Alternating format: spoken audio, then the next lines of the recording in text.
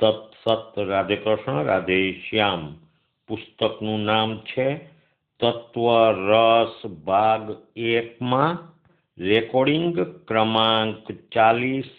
રાધે શ્યામજીના મુખે બોલાયેલી વાણીના ઉતારા પરથી તારીખ 28/4/91, રવિવાર. પરમ ભાગવત મહેતા નરસિંહનું સાચું દર્શન. પદ નંબર 51. તારા દાસના ચરણની રેણુ મસ્તક ધરું, જે થકી કોટી કલ્યાણ પામું, નિરખતા નેહસું નેત્ર અમૃત ઠરે, ભવતણા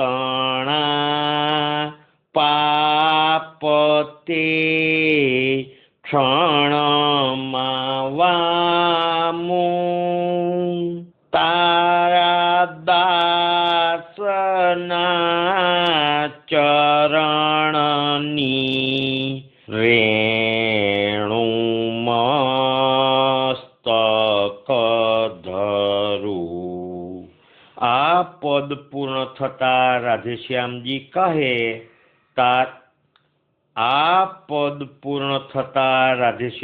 કહે તારા દાસના ચરણની રેણુ મસ્તક ધરું. આનો અર્થ ચરણની ધૂળ માથે ચડાવવી એવો નથી, પણ તેની આજ્ઞાને આધીન રહેવું એવો અર્થ થાય છે. ભક્ત એટલે ગવૈયા નહીં, પણ સર્વ તજીને જે કેવળ ભગવદ ભાવથી પ્રભુને ભજતા હોય તે. તેવી જ રીતે સાધુનો અર્થ બાવા નહીં, પણ ઈશ્વર પરાયણ હરિભક્ત. આગળ નોંધ છે, આજે સાંજના રાધેશ્યામજી રોજની ટેવ મુજબ બજર દેવા બેઠા હતા. સાંજે 5 વાગ્યે બહાર ગામથી અમુક સત્સંગી આવીને બેઠા. તેઓએ રાધેશ્યામ કર્યા એટલે રાધેશ્યામજીએ પૂછ્યું, કેટલા વાગ્યા છે? તો એક સત્સંગી કહે 5 વાગ્યા છે. તો રાધેશ્યામજી કહે, અત્યારમાં કેમ આવ્યા છો? કાંઈ અક્કલ છે? સવારમાં 5 વાગ્યે અવાય. સૌ ચૂપ થઈ ગયા, કોઈ કાંઈ બોલતું નથી. એક સત્સંગી કહે, અત્યારે હવે સત્સંગ શરૂ થશે, તેમાં રોકાઈને રાત્રે ઘેર પાછા જઈશું. રાધેશ્યામજી કહે, અત્યારે સાંજના 5 વાગ્યા છે એમ? એક સત્સંગી કહે, જી હા, સાંજના 5 વાગ્યા છે. રાધેશ્યામજી કહે, સાલા કોઈ કહેતા કેમ નથી? મને એમ કે સવારના 5 થયા છે. કહેવું જોઈએ ને કે સાંજના 5 થયા છે. મારે રાત્રિ દિવસ જેવું કંઈ નથી. પરમ અવધૂતની દશા આવી જ હોય. સૌ હસી પડે છે. રાધેશ્યામજી કહે, નિર્દોષ ગમ્મત કહો, લીલા કહો કે જે કહો તે, પણ આવું અગાઉ પણ થવા પામેલ.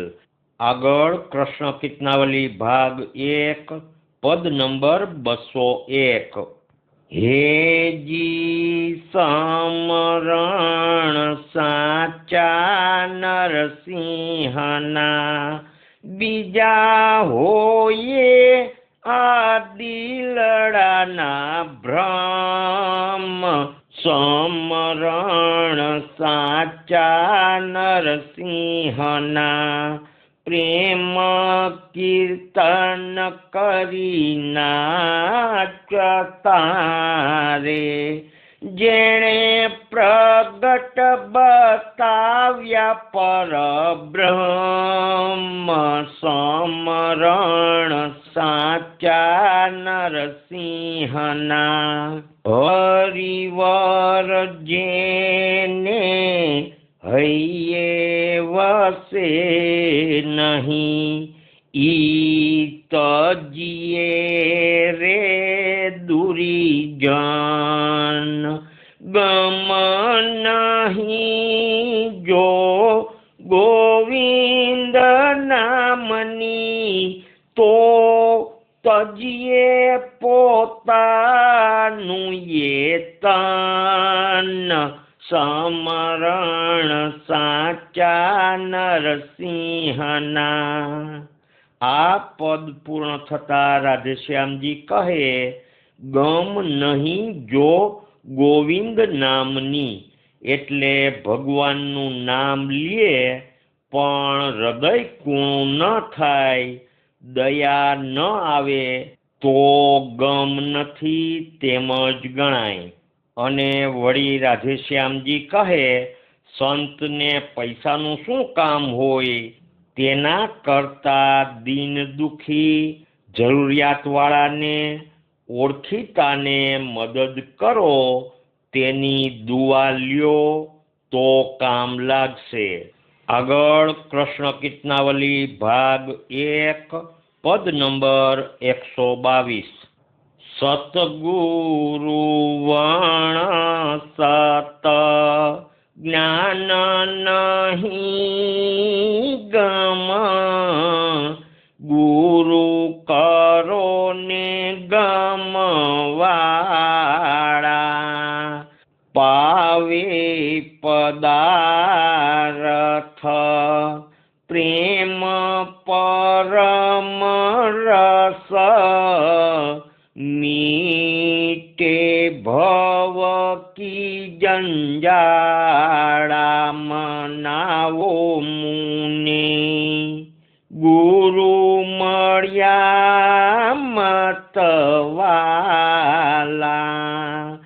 ई नागर नरसिंह रसाड़ा मनावो मुने ગુરુ મળ્યા મતવાલા। આ પદ ગવાય છે વચ્ચે રાધેશ્યામજી અટકાવીને કહે મહેતાજીનો વાન પારસમણી જેવો હતો। પદ પૂર્ણ થાય છે ત્યારે રાધેશ્યામજી કહે છે કે આગળ સ્વરૂપ બધાના સારા હતા ફક્ત આંખમાં જ ફેર હતો। વેપાર કરતા હોય તેની આંખ જુદી, બ્રાહ્મણની આંખ નાગરની આંખ જુદી જુદી। જ્ઞાની લોકો કહે છે કે ભગવાન બધામાં છે તો કેમ મળતા નથી? કેમ કે જીવો ભક્તિ કરતા નથી, ભક્તિથી જ ભગવાન મળે। અને વળી આગળ કહે છે સતગુરુ કોને કહેવાય કે જે કંઠી બાંધે નહીં અને કાંઈ લે નહીં, ફક્ત મોઢેથી જ સતબોધ આપી દે બસ। જેમ અબધૂતે નિમિ રાજાને આપ્યો હતો। આગળ રાધેશ્યામજી કહે છે બળરામજી યુદ્ધમાં રાજાને મહાત કર્યા પછી તેને હણતા નહીં પણ છોડી મૂકતા એવા કૃપાળુ હતા। તેને કોઈ રાજા જીતી શકતા જ નહીં એવા બળવાન હતા। આગળ કૃષ્ણ કીર્તનાવલી ભાગ 1 પદ નંબર 234। હે કાનડ કાળા તારી એ ગતિ સાવન્યારી અગમ ગતિ તારી ન્યારી રે, અરે તેનો ભેદ ન પાવે પુરારી રે, કાનડ કાળા તારી એ ગતિ સાવન્યારી, શાસ્ત્ર પુરાણની વાત ભૂલાવે, એવી અકળ કળા છે તમારી રે, કાનડ કાળા તારી એ ગતિ સાવન્યારી. આ પદ પૂર્ણ થતા રાધેશ્યામજી કહે, શાસ્ત્ર પુરાણની વાત ભગવાન ભૂલાવી દે છે.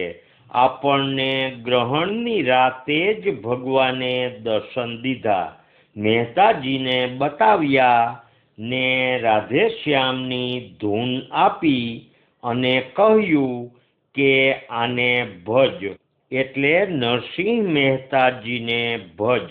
ભગવાનની ઈચ્છા વિના કાંઈ જ બનતું નથી. આગળ શ્રી હર્ષિકભાઈ વસાવડાની નોંધ છે. રાધેશ્યામજીને 4 દિવસ પૂર્વે ઝાડાની અસર હતી. ડોક્ટર નાણાવટી આવેલા. ઊંઘ ન આવવી, અશક્તિ, પેડુમાં દુખાવો વગેરે ફરિયાદો હતી. ઊંઘની ગોળીથી અશક્તિ જેવું લાગે છે, પણ ઊંઘની ગોળી લેવામાં કાંઈ વાંધો નથી.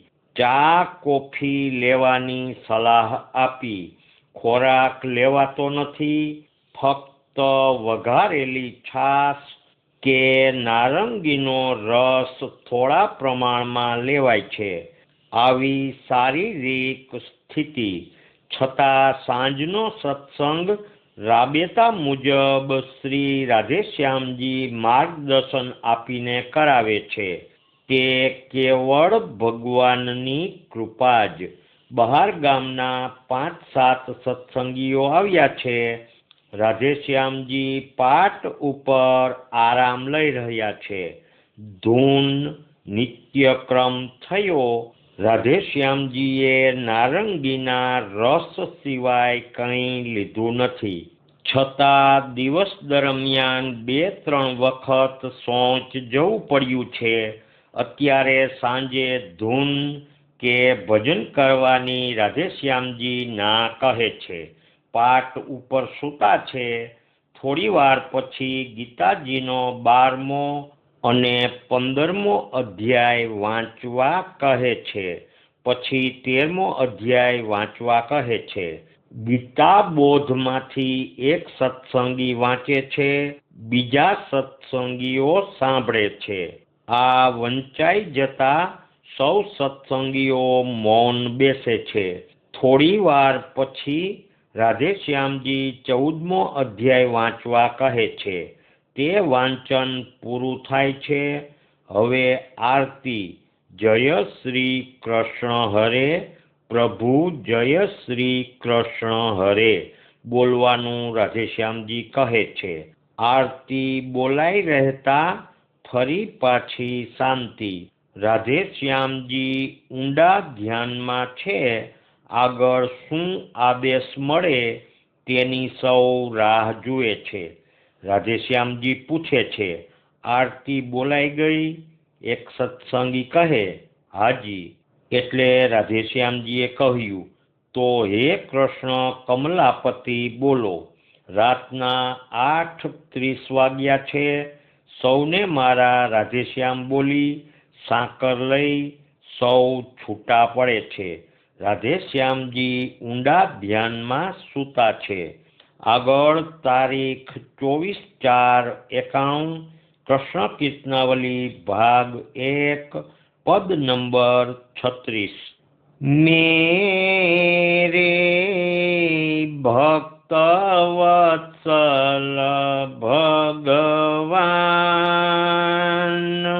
नंद नंदन घन श्याम मेरे भक्त वत्सल भगवान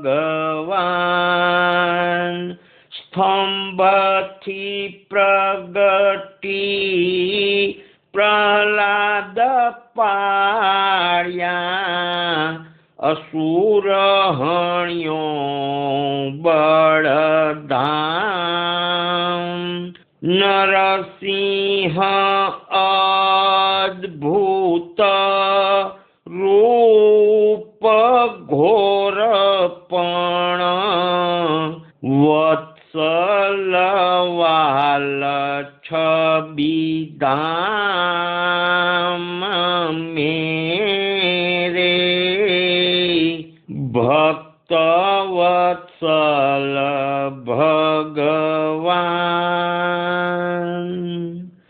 नरसिंह अद्भुत रूप घोरपण આજે ફરીથી એટલા જ રસથી સમજાવ્યું.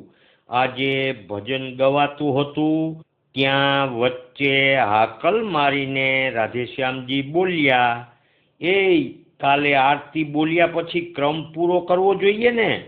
કાલે તબિયત ઠીક ન હતી છતાં ધૂન બોલીને લંબાણ કર્યું. નાળું ન પકડાય સમજવું જોઈએ. અને વળી કહે છે વિષ્ણુ ભગવાનનું જ્યોતિર્મય સ્વરૂપ છે. આગળ કૃષ્ણ કીર્તનાવલી ભાગ 1 પદ નંબર 139. નંદ કુમાર વિઠ્ઠલ વહાલા અમીર સધાર નેન સુકોમળ નિર્મળ નટવર ચિત્તવન મધુરા મન્મથ માર નંદ કુમાર વિઠ્ઠલ વહાલા અમીર સધાર. આ પદ પૂર્ણ થતા નોંધ છે રાધા વલ્લભની ધૂન જામી છે. રાધેશ્યામજી પોતે બજરની વાટકી અને દાંતણ એટલે બંસરી નીચે મૂકી દઈ એક લીન થઈ ગયા છે. સમય પણ થંભી ગયો છે. અને હવે આગળ કૃષ્ણ કીર્તનાવલી ભાગ 1 રાસ નંબર 146 વ્રજમાં વાંસલડી વાગી રે એ બોલો. અને પછી રાસ નંબર 160 હરિ વેણ વાય છે રે હો વનમાં. આ 2 રાસ બોલો ને કહી બજરનું દાંતણ હાથમાં જ રહી જાય છે. બજર કરી શકતા નથી. ક્રમ પહેલા જ પ્રસાદ વહેંચવાનું કહે છે. ધૂન અને ક્રમ પહેલા કોગળા કરવા ચિંતિત છે. કારણ કે ક્રમ કોગળા કર્યા પછી જ થાય તેવું વલણ રાધેશ્યામજી રાખે છે. આગળ તારીખ 29/4/91 સોમવાર નોંધ છે. શિવ સ્તવનમાંથી સ્તોત્રો બોલાય છે. ધના ભગત આવેલ છે. હર્ષિતભાઈએ ઓળખાણ આપી તેથી નોંધ લીધી. આંખો મીચીને ભજનો સાંભળે છે. આગળ ખાસ નોંધ છે. રાત્રે ભજન ધૂન પૂરા થયા બાદ સૌ સત્સંગી છૂટા પડ્યા. ત્યાં 2 સત્સંગી ભાઈ તથા તેમની સાથે ગોંડલની બાજુમાં દેવળિયા ગામ છે, ત્યાંના ફકીર બાપુ પણ પધાર્યા છે. તેમનું નામ ઇબ્રાહીમ સાંઈ છે. ફકીર બાપુ રાધેશ્યામજીને પ્રણામ કરે છે. રાધેશ્યામજી ખૂબ જ નરમાશથી કહે છે કે તમે સૈયદ છો, તમારે પગે ન લગાય. ફકીર બાપુ પણ એકદમ નમ્રતાથી કહે છે કે મારો આત્મા મને કહે છે કે અહીં પગે લાગવું જોઈએ. રાધેશ્યામજી કહે, સાંઈને બેસવા ગાદી આપો. તુરંત જ રાધેશ્યામજીની સૂચના મુજબ ગાદી આપી. ફરી રાધેશ્યામજી પૂછે છે, તમે શું જમશો? થોડી વારે ખીચડી ને દૂધ નક્કી થાય છે.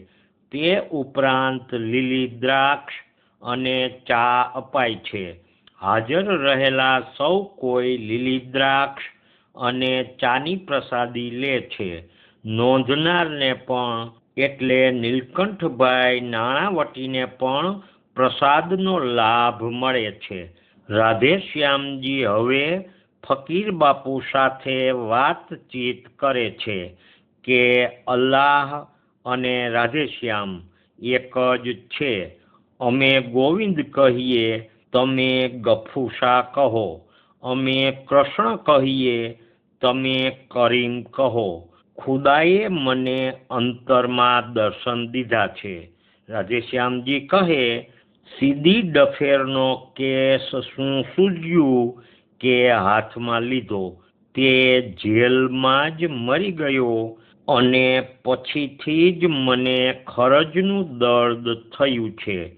જો કે મુસલમાનને અગાઉ મેં જમાડ્યા હતા ખરા. રાધેશ્યામજી આગળ વાત કરતા કહે છે, એક કબર ઉપર નાગ આવતો અને પછી આસને આવતો અને ફૂંક મારે એટલે ખાવાનું, દૂધ વગેરે બગડી જતું. મને અછબડા નીકળ્યા હતા. ફકીર ઇબ્રાહીમ સાંઈ કહે, હવે કંઈ વાંધો નહીં આવે, સારું થઈ જશે. મારા ધ્યાનમાં વાત આવી ગઈ છે. ઇબ્રાહીમ સાંઈ ઈચ્છા વ્યક્ત કરે છે કે આપ શ્રીના માથા ઉપરથી પાણીનો લોટો ઉતારવા દ્યો. થોડી વાર પછી રાધેશ્યામજીએ સંમતિ દર્શાવી એટલે હવે તે મુજબ વિધિ કરાઈ. હવે ફરી વાતચીતનો વિષય બદલાયો અને ફકીર બાપુ તથા બહાર ગામના સત્સંગીઓ આવતીકાલે બપોરના શ્રીખંડ, મગ વગેરે પ્રસાદ લઈને જવા આગ્રહપૂર્વક કહેવામાં આવે છે. સૌ સહમત થાય છે. આ વાત દરમિયાન આ ખરા ફકીર છે એમ રાધેશ્યામજીએ કહ્યું. રાધેશ્યામજીએ ફકીરને જભો અને ધોતી આપવાની સૂચના આપી. માથે ફાળિયા જેવું બાંધ્યું છે, તેથી પાઘડી આપવાની સૂચના અપાય છે. હવે ખીચડી તૈયાર થઈ ગઈ છે, તેથી સૌને પ્રસાદ લેવા બોલાવે છે. સૌ પ્રસાદ લેવા બેસે છે ત્યારે રાત્રિના 10:15 થયા છે. શ્રી નારાયણ ભગવાન કી જય. શ્રી કૃષ્ણચંદ્ર દેવ કી જય. દ્વારિકાધીશ કી જય. રણછોડરાય કી જય. નરસિંહરામ મહારાજ કી જય. સદગુરુદેવ કી જય. રાધે શ્યામ, રાધે શ્યામ.